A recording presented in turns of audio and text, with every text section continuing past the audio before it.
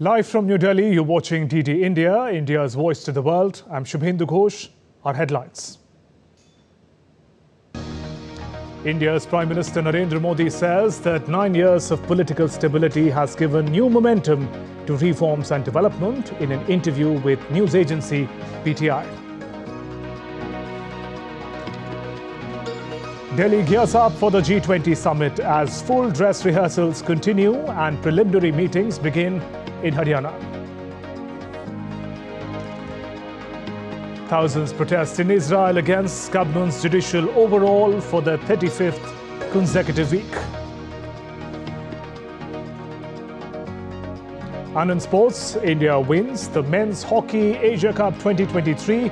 Prime Minister Modi congratulates the grit and determination of the team.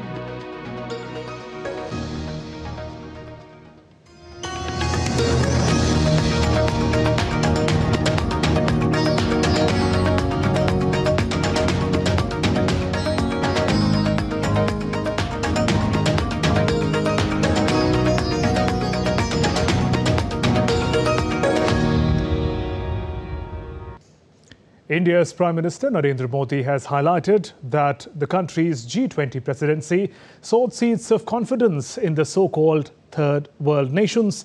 In an interview to a news agency, Prime Minister Modi said, India's G20 presidency has yielded many positive impacts. He said India is playing the role of a catalyst. Prime Minister says India's vision has become a roadmap for the world and the country has become a solution to global challenges. He highlighted that India is the country of 1 billion aspirational minds.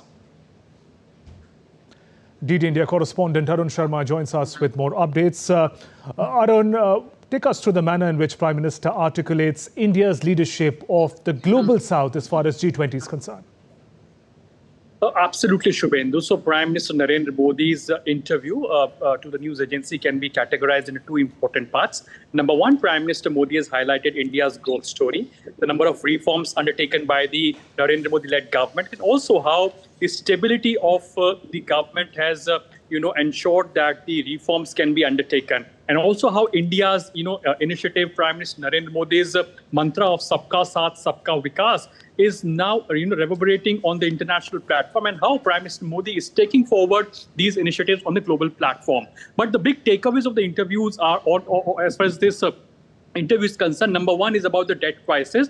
Prime Minister Modi has clearly highlighted that the debt crisis, is really a cause of concern because various developing and developed economy are facing huge amount of debt, be it developed countries like USA or be it developing countries or underdeveloped countries. They all are facing huge amount of debt, and therefore that's a cause of concern, and there is need for a global coordinated effort. Second important aspect Prime Minister Modi has highlighted about the global inflation, and he has clearly appealed to all the countries that the stance of the central bank of their respective countries, and of course the government should be very much clear in nature so that the inflation can be combated at every level and that does not become a cause of concern for the citizens of all the countries. Third important aspect Prime Minister Modi has highlighted about technology. He has clearly mentioned this point that technology should be democratic in nature, and democratic distribution of technology should be there because initiatives like UPI, and India has of course showcased this on the international platform, that how because of technology inclusive development can be done, and therefore there should be a democratic distribution of technology, or technology should be democratic in nature for everybody, be it developed country or developing country or underdeveloped country. Last but not the least, Prime Minister Narendra Modi has of course highlighted about the reforms in the multilateral platforms or multilateral institutions like United Nations, World Bank, IMF, and that's the need of the hour because the world order is now changing, and therefore the Indian Prime Minister has highlighted that point. And last but not the least, Shubhendu, it's about cybercrime. So Prime Minister Narendra Modi has clearly said that there is a need for the global coordinated efforts, as far as fighting cybercrime, because there are people who are misusing metaverse, cryptocurrencies, blockchains, and in this world of information technology for various nefarious uses. And therefore, it is very much essential for all the countries to come forward, and there is a need for global coordinated effort to fight these cyber crimes. So these are some of the couple of highlights as far as the international platforms are concerned that Prime Minister Narendra Modi has highlighted in his interview. Right. Arun, also, how does Prime Minister underline the key achievements of India's presidency? The G20 Summit is just days ahead. Absolutely, Shubhendu. So what Prime Minister Narendra Modi has done in this interview, he has highlighted India's growth story, the reforms that has been undertaken, and how India is leading by example. For example, India has set an ambitious target of becoming carbon neutral by 2070. So India is leading by example. India is talking about Vasudhaiva Kutumbakam. That means entire world is one family. Is talking about dialogue. And of course, diplomacy to sort out various issues and differences to all the geopolitical situation that is happening right now. Another important aspect is that Prime Minister Modi has clearly highlighted that in last 1 decade, India has, jumped 5 steps or 5 spots as far as the global, economies are concerned. Today, India is in the top 5 economies of the world, and India is now aiming to become in the top 3 economies by 2047. That means by 2047, when India celebrates its 100th Independence Day, India is aiming to become the 3rd economy. And and the kind of reforms that have been undertaken is giving push or giving cushion to the developmental aspect of the country. Second important aspect that Prime Minister Modi has highlighted, that India's image has changed globally. Earlier what used to happen, that India was considered as 1 billion hungry stomachs, but now India is looked forward as 1 billion, aspirations. It is considered as 2 billion skilled manpower. So that is the power of India, and how India is ruling, or primarily, showing the way to the world. We have India's help during the COVID pandemic time. It has provided vaccines to more than 100 countries. It has provided with the healthcare equipment to various other countries. India has also led by example by ensuring that how 800 million people in the country get free ration during the COVID pandemic time. So India has taken various initiatives that are inclusive in nature, and now that inclusivity is being brought on the international platform. And therefore, Prime Minister Narendra Modi is also talking about that, ahead of this G20 specifically, that the African voice is of great importance, and it is very much important for any multilateral institutions to ensure that these kind of voices of underdeveloped country, specifically from Africa and of course global South, there is a need that these voices need to be heard on this international platform as well. And therefore, Prime Minister Narendra Modi is becoming the voice of these countries and highlighting on this multilateral platform as well. So the world is looking at India just ahead of the G20 Summit, and Indian Prime Minister Narendra Modi's interview in that context, highlights India's growth story and of course, international commitment that India aims to fulfill. Right there, Arun, thanks very much for joining us with those updates. And let's now talk about the mega build-up to the G20 Summit in Delhi.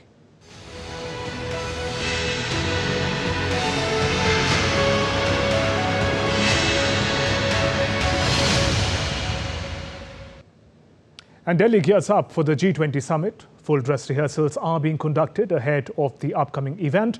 And as the updates are coming in, authorities advise public to stay updated on real-time traffic information through the G20 virtual help desk for route suggestions when traveling to or from the airport, railway stations or bus terminals.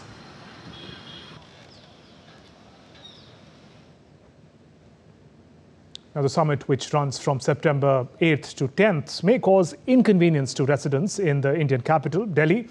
Traffic police has issued an advisory with road restrictions in several areas. Commuters have been advised to use the metro where possible. Delhi is the second most populous city in the world, according to the latest data from United Nations. And it's one of the most traffic congested cities too, with 10-kilometer journey taking average time of 22 minutes. As the capital gears up to host one of the world's most high-profile events, the G20 Summit, security and traffic management are the top of the agenda for Delhi's police.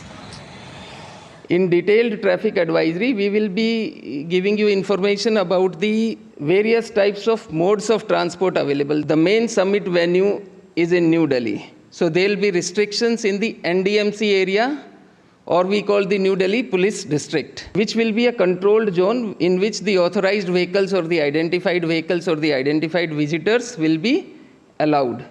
But in the controlled zone, as well as the rest of the Delhi, metro services will be allowed throughout. And they are now advising people what to expect.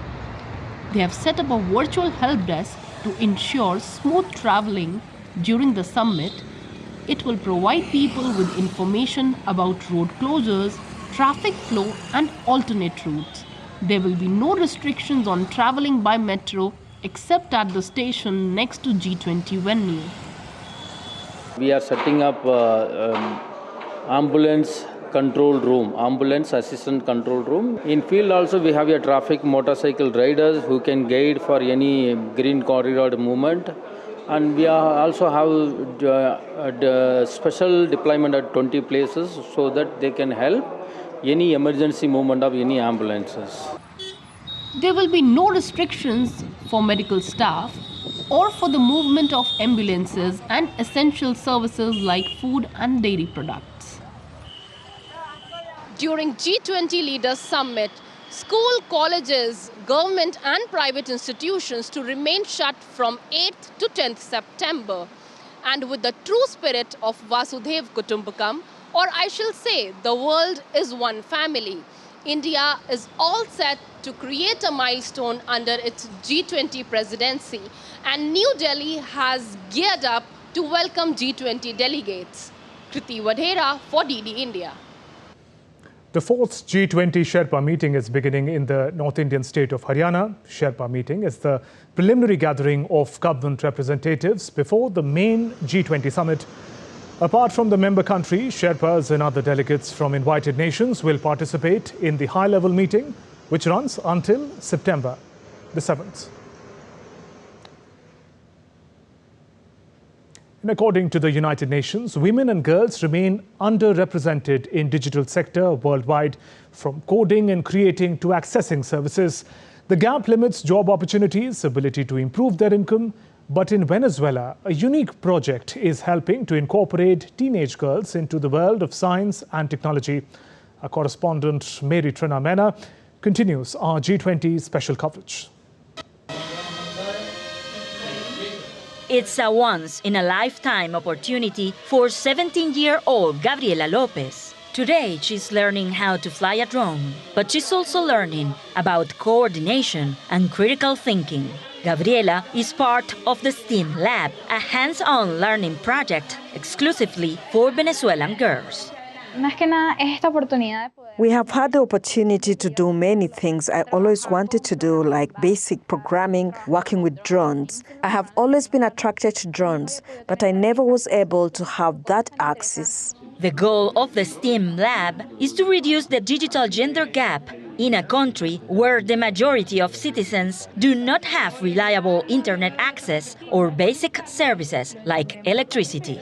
In 2022, 3 Venezuelan entrepreneurs came up with the idea, focusing in 4 main areas: robotics, programming, technology, and biology. These STEM fields related to science, technology, and engineering generally are dominated by men. In Latin America, only 30% of those jobs are held by women, so we want to increase that figure. The program is privately funded. All participants were awarded scholarships. For 4 months, girls from middle to low-income neighborhoods from ages 12 to 17 years old received online and in-person training. This year, 90 teenagers from different states across Venezuela are taking part in the project. Here, they are not only learning new skills, but also putting them into practice. The young women are encouraged to unlock the mysteries of science, including activities to study plants, human biology, and microorganisms. All the skills they are learning at the lab are essential for the decision-making process that can be applied in the future. At the end of the program, students must present a final project focused on finding solutions to local problems, some real, some imagined. One project promotes the use of drones to carry medical supplies in remote and isolated areas.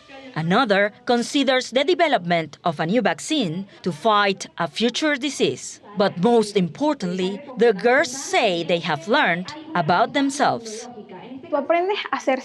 We learn to be self-confident every time you take a decision. For example, with drones, you are flying them and you have to be sure that the drone will move to the right. The lab is helping to shape the future generation of Venezuelan female innovators. Sometimes we can feel capable of many things, but there are challenges we must face. And we say, yes, I feel capable and I will achieve it. Here, they have helped us to realize that everything is possible. Next year, the STEM Lab hopes to extend its activities to impact a larger number of girls in Venezuela. In Caracas, Maritrini Mena, reporting for DD India. And still to come on DD India News Hour. Taiwan braces up as Typhoon Hakwei expected to make a landfall today. Heavy rain, strong winds expected through Sunday afternoon. It is the 35th consecutive week of protest in Israel. Protesters hit streets of Tel Aviv to revolt against Benjamin Netanyahu's planned judicial overhaul.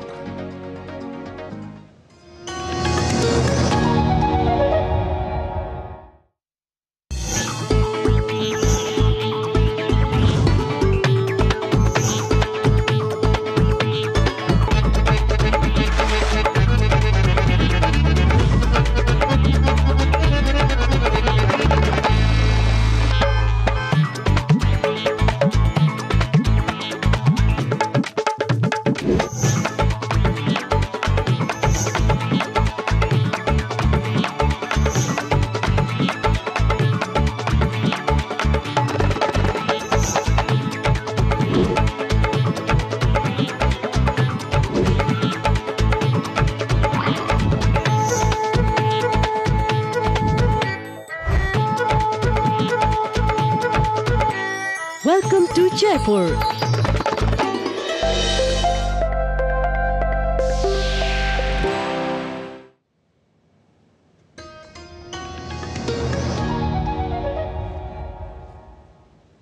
One of India's priorities during the G20 presidency has been to support regions through climate finance to help them go greener.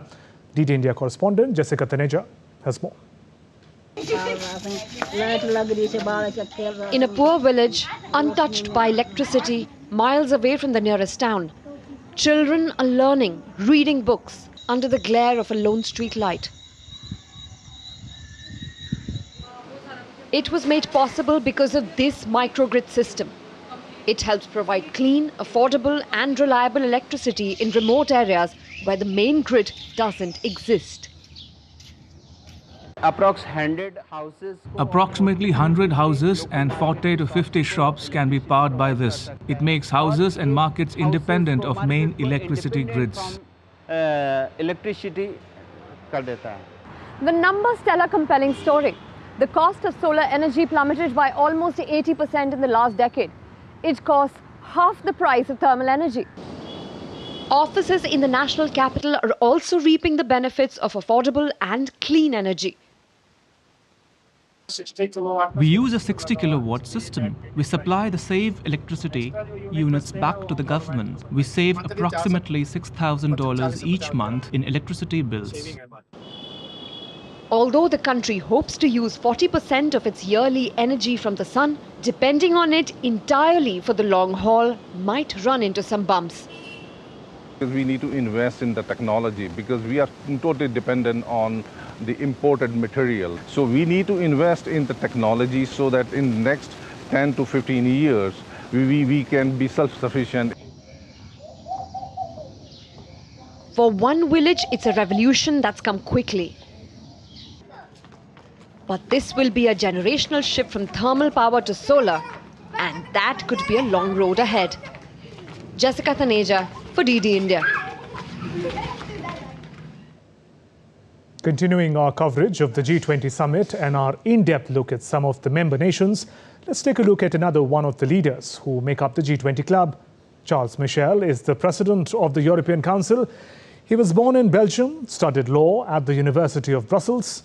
Michel was elected to Parliament and within a year named the Minister for Interior Affairs, then Minister for Development Cooperation. He was the spokesperson and then leader of the Reformist Movement Party, went on to become Prime Minister. He became President of the European Council in 2019 and was re-elected to the post last year.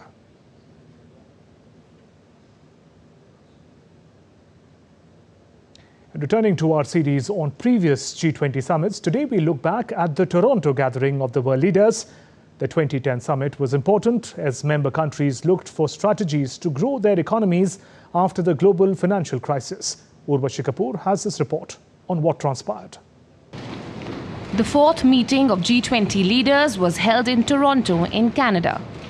Most of the countries were now entering recovery mode from the global economic recession. Canadian Prime Minister Stephen Harper announced that the theme of the summit would be recovery and new beginnings. However, in the run-up to the summit, major protests occurred in downtown Toronto, which escalated during the days of the summit. The protesters wanted the summit to expand its agenda and address issues affecting the poor. The protests led to the largest mass arrest in Canadian history. To continue to improve the world's economic circumstances, G20 leaders agreed to the following steps. The G20 emphasized on strong, sustainable and balanced global growth as its highest priority. A decision was made to follow through on delivering an existing stimulus plans while working to create the conditions for robust private demand. Implementation of credible and growth-friendly plans to deliver fiscal sustainability was agreed upon. Building a better regulated and more resilient financial system that serves the needs of G20 citizens was stressed upon. However, having failed to reconcile their differences in the Toronto summit, the leaders deferred decisions on most crucial issues to the Seoul summit. Urvashi Kapoor, DD India. North Korea has conducted a simulated tactical nuclear attack drill with 2 long-range cruise missiles carrying mock nuclear warheads on Saturday. North Korea's state media says the drill was carried out to warn enemies that the country is prepared in case of a nuclear war. This as Pyongyang again vowed to strengthen military deterrence against the United States and South Korea. In a separate report, the Korean Central News Agency has released photographs of North Korea leader Kim Jong-un inspecting shipbuilding and munitions factories. Meanwhile, the South Korean military has claimed that North Korea fired several cruise missiles into the Yellow Sea. The cruise missiles were fired in the early hours on Saturday. An investigation into the launch is underway by South Korean and the US intelligence authorities.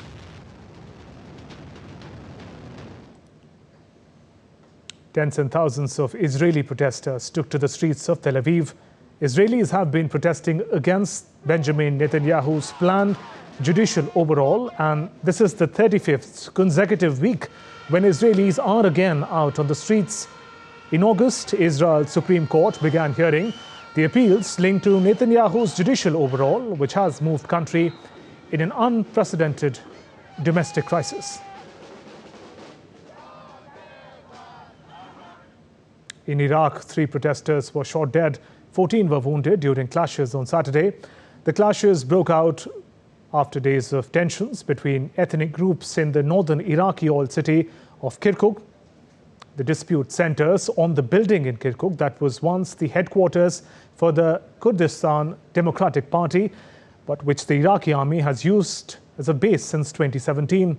The Iraqi government plans to return to the building to the KDP in a show of goodwill, but Arab and Turkmen opponents set up a camp outside the building last week in protest. Prime Minister Mohammad al-Sudani ordered a curfew in the city to prevent an escalation of violence. And preparations are in full swing throughout Taiwan as Typhoon Haikui nears.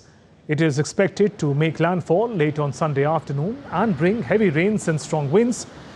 Firefighters have cordoned off the risk areas and are urging people to stay away from the beaches. Taiwan's 2 main domestic airlines has cancelled all flights on Sunday. The military has mobilized soldiers and equipments to help with the flood relief and evacuation efforts.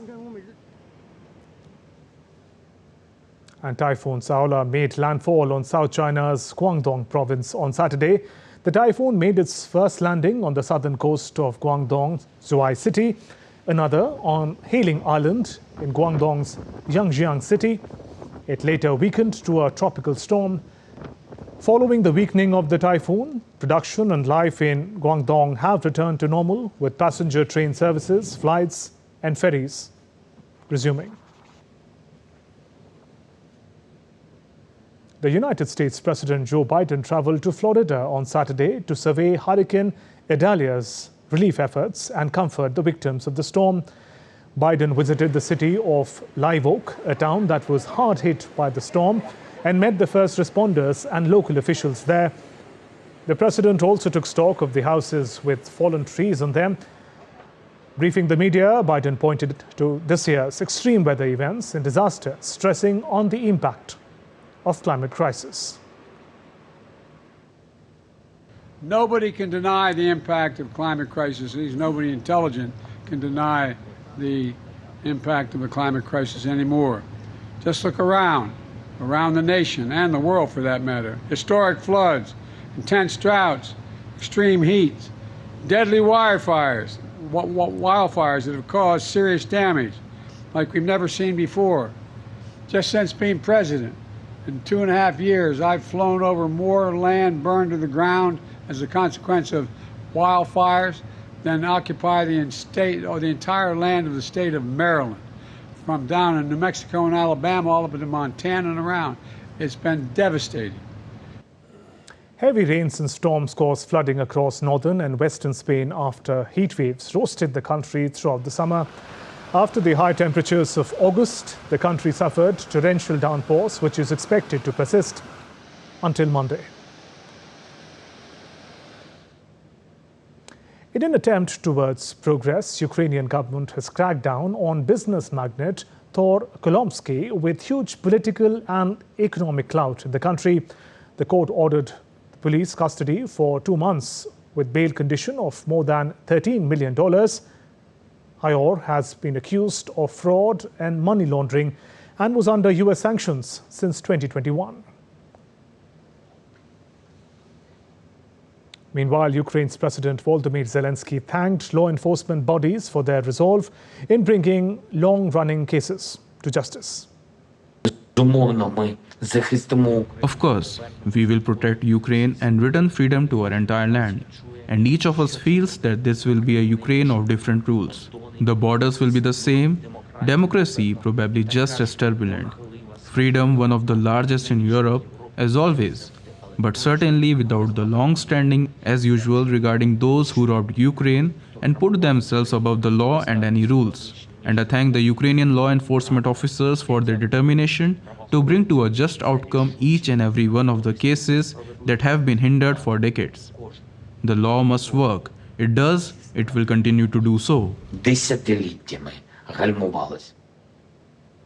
Gabon's new military leader has pledged to return the country to democracy, but has refused to provide a timeline for fresh elections. General Oligui Nguema says the country's state institutions will be made more democratic and the suspension is only temporary. DD India correspondent Isaac Lucando has more from Dar es Salaam, Tanzania. Coup leaders in Gabon say they want to avoid rushing into elections that repeat past mistakes. This as pressure mounts to revert back to civilian rule. Crowds celebrated in the capital Libreville as West and Central Africa witnessed its 8th coup in 3 years. Following the coup, military officers annulled the results of the country's latest presidential election. The political contest had seen ousted President Ali Bongo declared the winner, with the opposition calling it fraudulent. Mr. Bongo was subsequently placed under house arrest, ending his family's 55-year hold on power in the Central African state. Regional bloc, the Economic Community of Central African States, says it plans to meet as soon as possible to discuss the latest developments. It is calling on its partners led by the United Nations and the African Union to aid a rapid return to constitutional order. Isaac Lucando in Dar es Salaam, reporting for DD India. And still to come on DD India News Hour. Hundreds of people took to streets in Serbian capital Belgrade to protest against the government. Protesters chant for removal of President Alexander Vučić.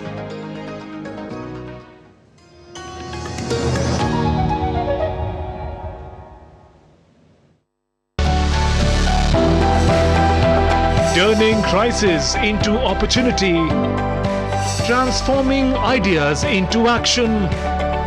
Stories of real change, tales of sustainable solution. This series is going to tell stories of such changemakers.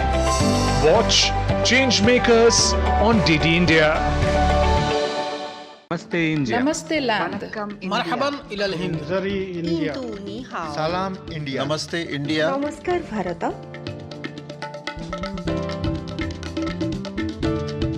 Mui Nous India. sommes land. Nahnu Hunud. India. Ma Hindi Hasti. Mung Hindian. Salam Hindustan. We are India.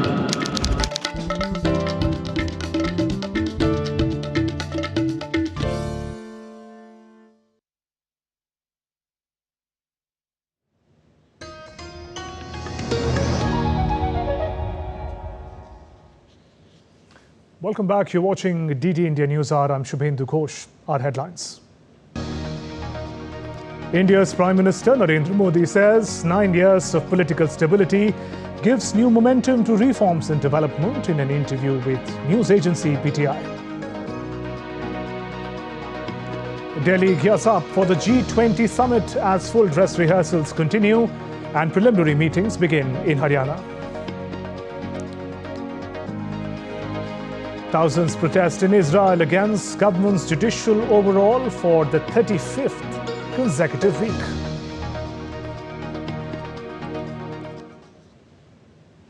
South Africa's President Cyril Ramaphosa urged authorities to enforce regulations preventing city residents from unlawfully occupying apartment blocks. Ramaphosa's statement comes after a fire accident earlier this week in Johannesburg building that was occupied illegally. 76 people died in that fire, highlighting livelihood crisis in a city downed by widespread poverty and unemployment. The building, actually owned by municipal authorities, had been occupied by unknown groups and criminal gangs. So there are laws that now need to be enforced, and we therefore need to deal with how those people who should not be living there are accommodated. Now, of course, a number of them do not even have permits to be in Johannesburg or in South Africa. So that's an added challenge that we have to deal with. But nonetheless, this has given us a wake-up call, and I have said that our cities and municipalities must now pay attention to how people live. We do encourage people to live in the inner city, so that we densify the cities, but we need to do it in accordance with our laws. Let's now take a look at other stories making news around the world. Hundreds of people took to streets in Serbian capital Belgrade to protest against the government. Protesters chanted for removal of President Aleksandar Vučić. Protests started in Serbia after 2 mass shootings in May. Demonstrators are calling on politicians to end corruption and violence in Serbia. Egyptian Air Force aircraft was refueled mid-air on Sunday as part of exercise Bright Star between India and Egypt Air Force in a significant move towards fostering global defense cooperation. IAF contingent is taking part in the biennial multilateral tri-service exercise in Cairo. The exercise began on Sunday, will continue till September 16th. Celebrities and activists staged a protest on red carpet of the Venice Film Festival in solidarity with the Iranian people. Demonstrators chanted, "Free Iran, women, life, freedom." Iranian actor Zar Amir Ibrahimi also participated in the demonstrations. The Nobel Foundation has reversed a much criticized decision to invite Russia, Belarus and Iran to this year's award ceremony in Stockholm. Russia and its ally Belarus were not invited last year following what Moscow calls a special military operation in Ukraine, while Iran was left out over its human rights record. The award ceremony is held in Swedish capital in December, the anniversary of the deaths of Alfred Nobel, the man who established the fund. Dozens of former political prisoners of the Chilean dictatorship met at the former detention and torture center where they were held decades ago. These prisoners observed the 50th anniversary of the coup that began the rule of General Augusto Pinochet. Victims and their families toured the premises of what was once the largest detention camp during the civil-military dictatorship. They also demanded justice for former prisoners and those who were disappeared. Tens of thousands of festival goers stranded in Nevada's Black Rock Desert in the US. Heavy rain turned Burning Man Festival campsite into a mud bath. Revelers attending the event have been told to conserve their food and water. US media reported that more than 70,000 people were stuck there on Saturday. Access to and from the event site was closed for the remainder of the event, and more rain is expected in the coming days. Let's now take a look at other stories making news. The Indian government has constituted a high-level committee to examine and make recommendation for holding simultaneous election for country's parliament, state assemblies and local bodies. The high-level panel is headed by India's former President Ramnath Kovind, includes leaders from the ruling and opposition parties. The government in Indian state of Assam is likely to introduce a bill to ban polygamy in the province. Assam Chief Minister Himanta Biswa Sarma said the state government will finalize the bill in the next 45 days. Indian state of Himachal Pradesh continues to reel under torrential rains. Several roads, including the national highway in the state, are blocked. Water supply has been disrupted in several parts in the state.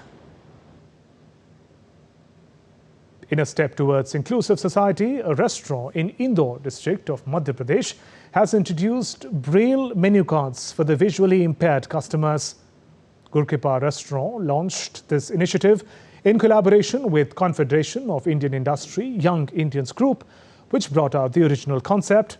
The aim is to make these visually impaired people feel included and invited to such social places and empower them with acceptance in society. World's largest consumer electronics show has begun in Berlin, Germany. And as DD India correspondent Trent Murray reports, the European event is becoming a focal point for investors interested in exponential growth of India's startup scene. For almost 100 years, IFA Berlin has put the latest advancements in consumer electronics centre stage, bringing together the best and brightest in technology and innovation, and giving a platform for products that could just change the way we live and work. You'll see, crazy, wacky things. You'll see hopefully one or two ideas that might change the world. We know that half of these startups are never going to make it, right? That's not the point. The point is to ensure that people see IFA as a place where you can come and see innovation. And much of that innovation is increasingly coming from India. The event seeing a large contingent of companies from the subcontinent. Startups like Bangalore-based Ultrahuman, which is tapping into the lucrative multi-million-dollar wearables sector, attracting international interest and investment. Our product is the Ultrahuman ring, so I'll just show that to you. It's 2.5 grams, super tiny. The idea was to have a wearable that's practically invisible, that you almost forget that you're wearing, but it's keeping track in the background and trying to understand how are you living your life. So now we ship to more than 50 countries across the world. So we started going offline into retail. So the first one was Selfridges in London, and then in Dubai we have Virgin Mega Stores in Dubai Mall and Mall of the Emirates. Dubai Mall gets 100 million visitors a year, so I think the message will get out. India's economic growth, skilled workforce and pro-business policies means there is a strong sense of optimism for the future trajectory of the tech sector. The talent pool, the confidence that I see in young Indian engineers, people in the tech space, I get inspired by it, right? So I'm getting goosebumps just thinking about it, because these are folks who they don't think that they have any disadvantage. In fact, they think that, look, being in an ecosystem like a Bangalore or Gurgaon or being in Mumbai, they have huge advantages in terms of creating products for India, creating products for the world, whatever you wish. So I think there's just a lot of energy, there's a lot of vibrance. With the G20 just days away, world leaders are expected to come together to try and find solutions to some of the world's most pressing problems across health and climate change, peace and security and economic policy. Both big companies here and startups say that technological solutions should be front and centre of those conversations taking place in New Delhi. One thought leader ready to offer her views ahead of the summit, Desdemona. the humanoid robot, who gave DD India her own take on the world's most populous nation. Namaste. India is an amazing place with so much potential for economic growth.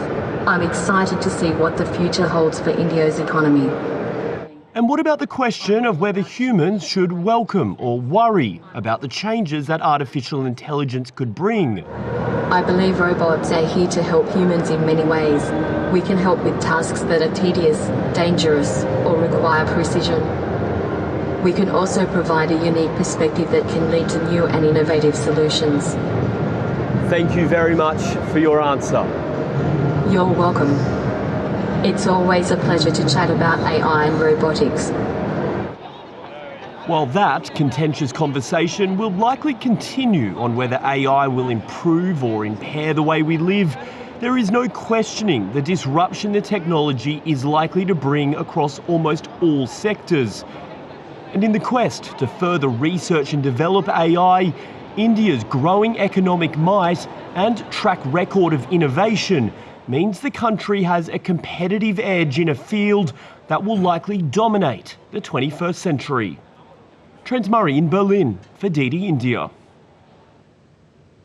Bill Richardson, a renowned former US diplomat, energy secretary and New Mexico governor, passed away at the age of 75. Richardson is remembered for his deft negotiation skills. The former diplomat made his mark on the world stage by securing release of Americans and others held by various autocratic governments. He also made an unsuccessful bid in the year 2008 to become the first Hispanic US president.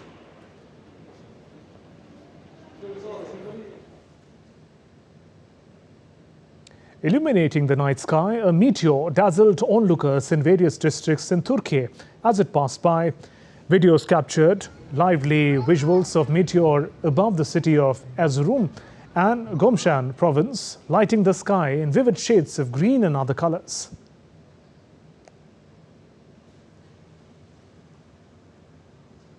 And still to come on DD India News Hour. India wins inaugural Men's Hockey Asia Cup 2023. India beat Pakistan in penalty shootout in the finals in Oman.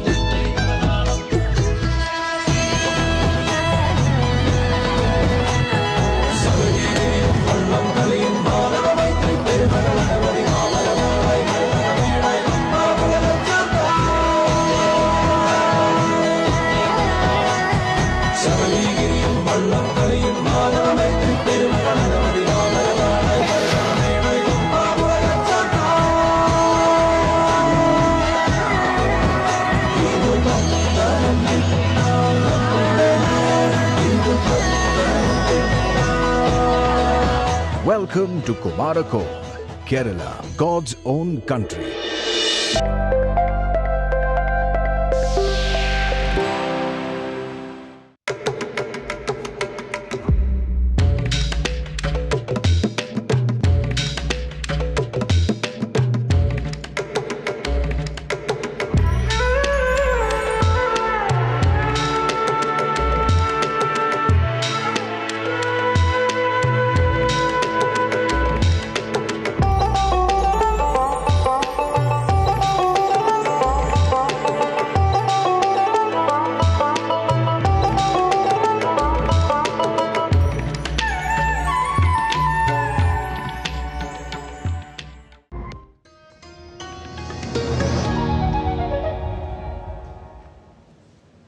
You're watching DD India News Hour. I'm Shubhendu Ghosh. And time now for all the action from the world of sports.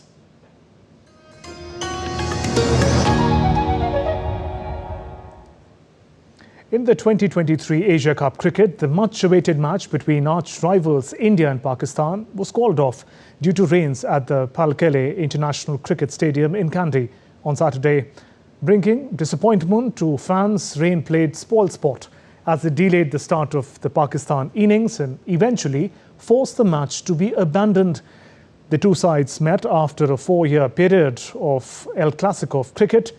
India and Pakistan share 1 point each. With this result, Pakistan go through to the Super 4 stage with 3 points from the 2 games in Group A. Pakistan had decimated Nepal by 238 runs in their opening match on Wednesday.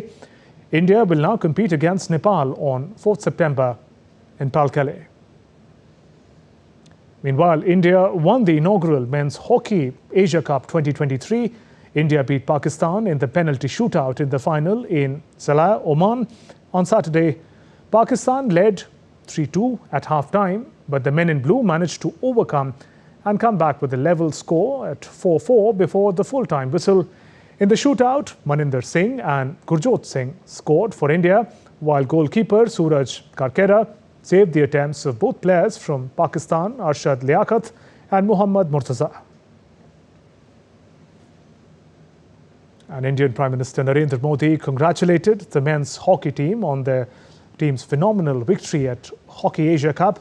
In the message on social media site X, Prime Minister Modi said, and I quote, "It is a testament to the unwavering dedication of our players, and with this win, we've also secured our spot at the Hockey 5S World Cup in Oman next year.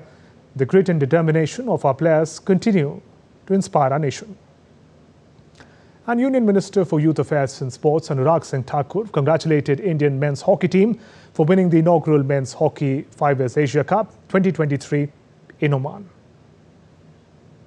In tennis, world number 1 Carlos Alcaraz surged into the last 16 of the US Open.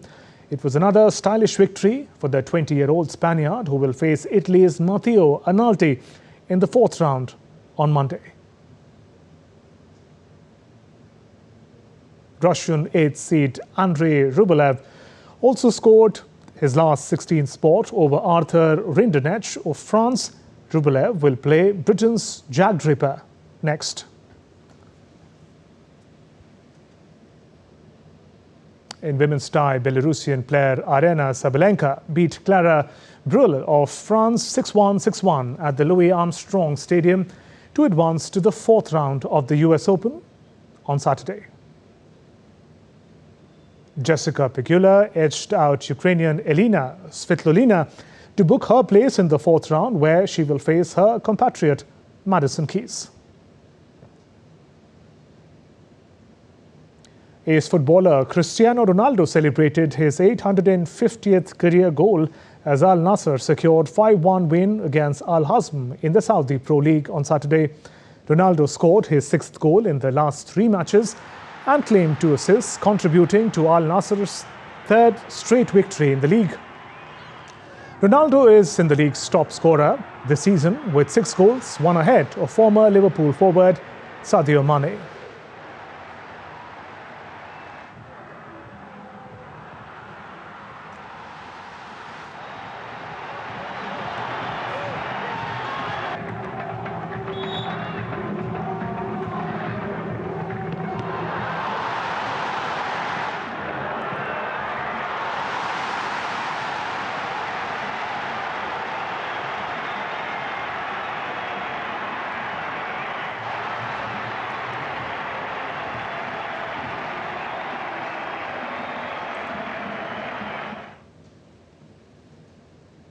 And now, as we wrap up this segment of DD India News Hour, we show you and leave you with some stunning visuals of tango dancers performing soothing dance steps in Tango Championship in Argentina.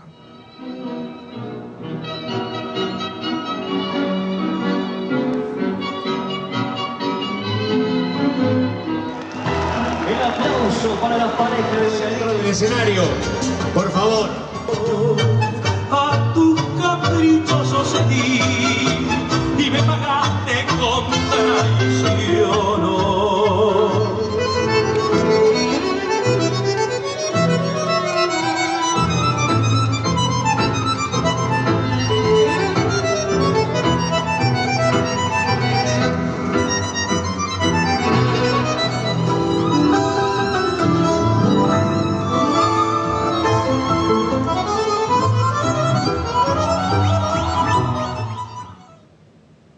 And that's all for this edition of DD India News Hour. Do let us know your thoughts on the news of the day. You can connect with us on Facebook, X, formerly known as Twitter, and Instagram. We'll be back with more news as it breaks here on DD India. I'm Shubhendu Ghosh from all of us here in Delhi. Thanks for watching DD India News Hour.